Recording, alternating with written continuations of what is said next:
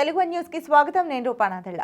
జగన్ హయాంలో Andhra Pradesh fibre net లో పెద్ద ఎత్తున అధికార దుర్వినియోగం, అవినీతి జరిగిందన్న ఆరోపణలు వెల్లువెత్తిన సంగతి తెలిసిందే. వైసీపీ కార్యకర్తలను పెద్ద సంఖ్యలో ఫైబర్ నెట్ లో నియమించి వేతనాలు చెల్లించడమే కాకుండా ఫైబర్ నెట్ ను వైసీపీ కార్యకర్తలు, నాయకులకు రాజకీయ ఆశ్రయ కేంద్రంగా మార్చేశారన్న ఆరోపణలు వెల్లువెత్తాయి. ఫైబర్ నెట్ ద్వారా జగన్ సొంత మీడియా ఉద్యోగులకు సైతం వేతనాలు వెళ్లాయన్న ఆరోపణలున్నాయి. మొత్తంగా ఫైబర్ నెట్ ను అడ్డు పెట్టుకుని రాష్ట్ర ఖజానాకు కోట్ల రూపాయలు గండికొట్టారని అప్పట్లో తెలుగుదేశం, జనసేనలు ఆరోపించాయి. సరే, ఆంధ్రప్రదేశ్లో 2024 ఎన్నికల్లో తెలుగుదేశం కూటమి అద్భుత విజయం సాధించి అధికార పగ్గాలు చేపట్టింది. కూటమి అధికారంలోకి వచ్చిన తరువాత ఫైబర్ నెట్ ప్రక్షాళనే ధ్యేయంగా చంద్రబాబు తెలుగుదేశం అధికార ప్రతినిధి జీవీ రెడ్డిని చైర్మన్ గా నియమించారు.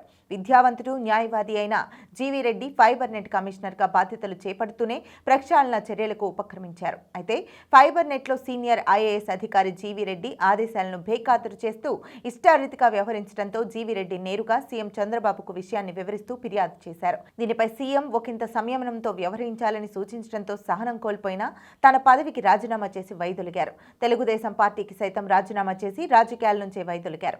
అయితే ఇటీవల సీఎం చంద్రబాబు ఫైబర్ నెట్ పై నిర్వహించిన సమీక్షలో నాడు జీవీ రెడ్డి చెప్పిన విషయాలన్నీ అక్షర సత్యాలన్న విషయం వెలుగులోకి వచ్చింది. గత టీడీపీ ప్రభుత్వం హయాంలో ఫైబర్ నెట్ కేవలం 130 మంది సిబ్బందితో చాలా ఎఫెక్టివ్ గా పనిచేసింది. అదే వైసీపీ హయాంలో ఉద్యోగుల సంఖ్య 10 రెట్లకు పైగా పెరిగింది. ఈ పెరిగిన నియామకాల్లో అత్యధికులు వైసీపీ విధేయులై ఉన్నారన్న విషయం కూడా చంద్రబాబు సమీక్షలో వెలుగు చూసింది.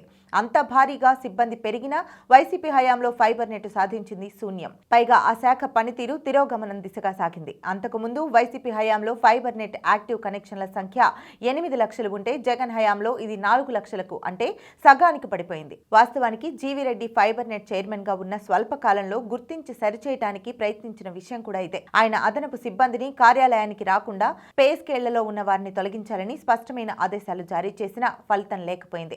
ఇప్పుడు అదే విషయాన్ని చంద్రబాబు సమీక్షలో వెలుగు చూసింది.